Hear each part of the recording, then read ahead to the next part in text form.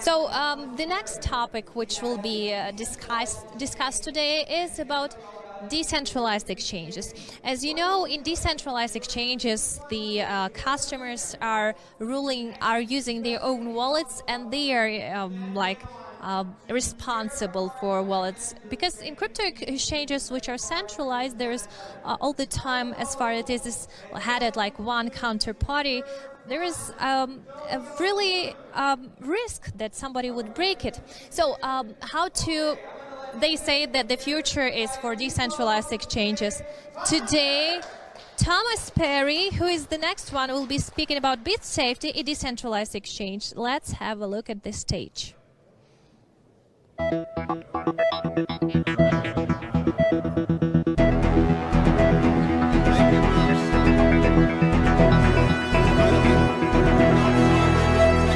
risks for the cryptocurrency industry. Let me tell you a little bit about myself. I spent 18 years working in securities, managing sensitive information and online security. I worked for the Office of Naval Intelligence, where I held a top secret SCI clearance. And more recently, I was the CTO of a financial company whose focus was to secure sensitive data using PCI compliance and PADSS compliance. In my time and during my time there, I ripped apart the back-end technologies of credit unions and banks to figure out how they worked.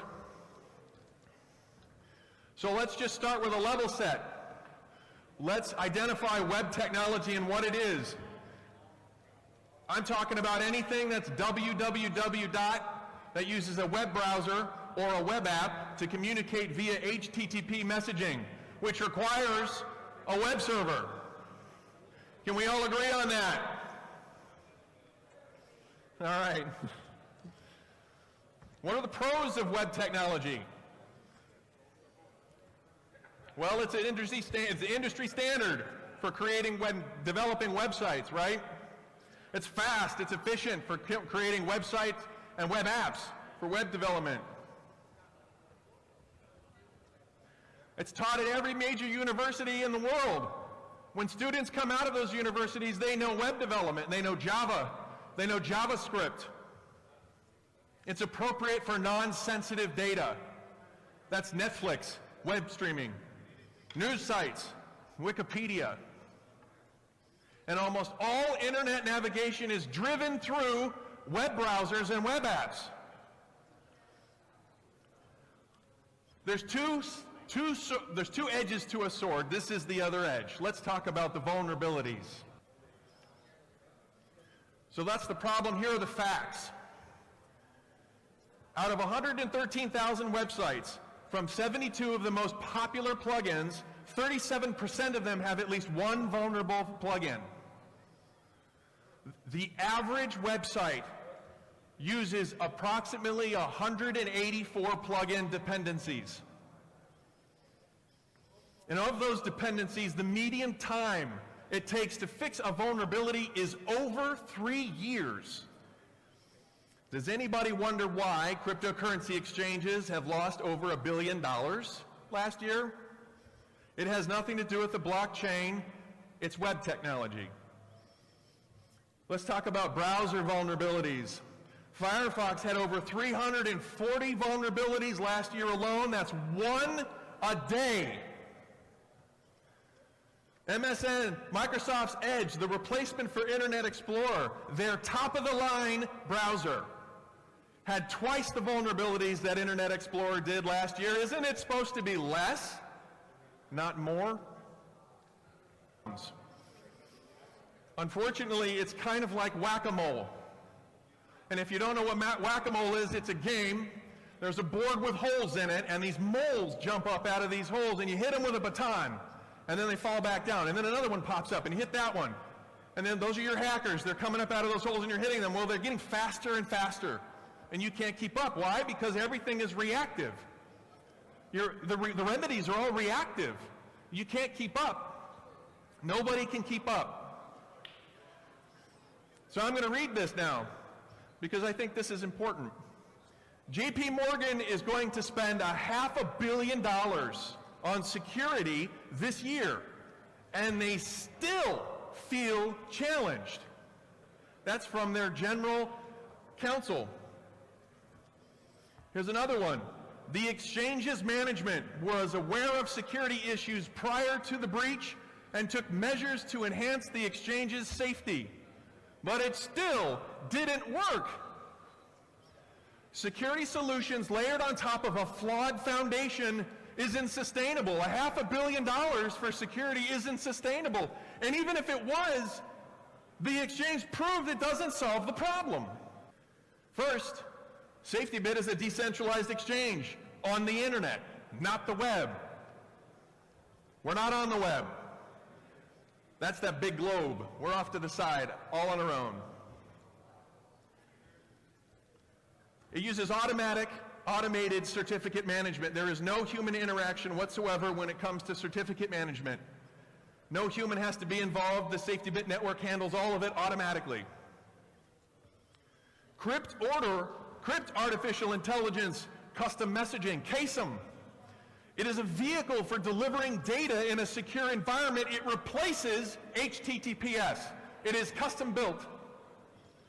It is 99% more efficient than HTTPS at low data amounts. It has an intrusion detection system, IDS, built in. The CASM is interrogated on the back end at every step of the way for the format to be correct and the data to be correct. If the format and or the data signature is wrong and that connection is abused, that IP is banned automatically. Let's switch to IT security. OpenSCAP,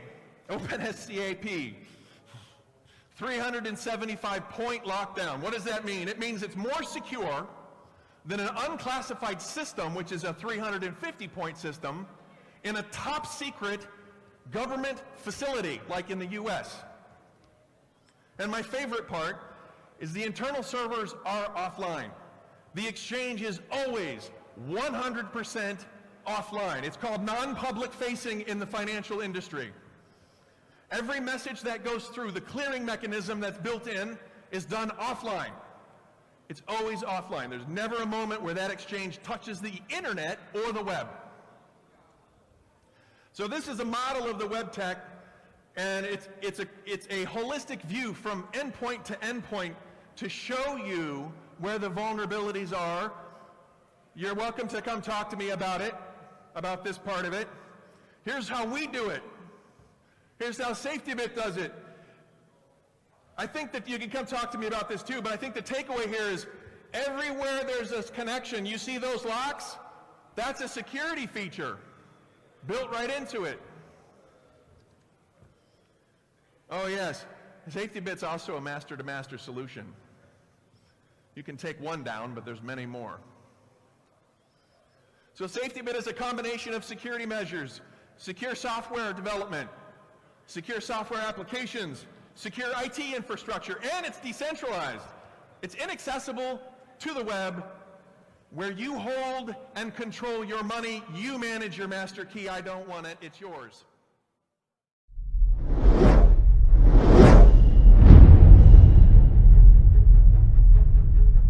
In Vienna is where we start. The team and I will convene at the European Blockchain Investment Congress, where we will speak of the future of blockchain and why this is the most profound invention of our time.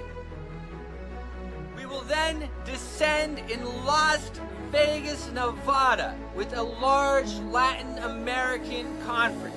These people are investing big. They're liquid investors investing in top projects, including some of ours. From Vegas, we fly directly to London, where we meet with the top minds in the venture capital arena, including Tim Draper. We play golf at the most exclusive resort in London. It's gonna be awesome.